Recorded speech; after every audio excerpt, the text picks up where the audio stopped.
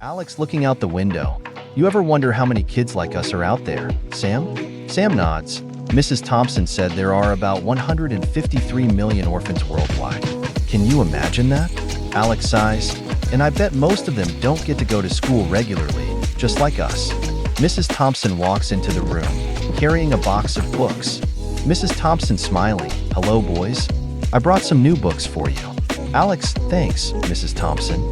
We were just talking about how tough it is for kids like us to get an education. Mrs. Thompson, it is tough. But remember, education isn't just about school. It's about learning to cope with life's challenges too. You boys have been through a lot, and that makes you strong. Alex picks up one of the books and flips through it. Alex, Mrs. Thompson, why don't more people adopt kids like us? Mrs. Thompson, adoption can be complicated.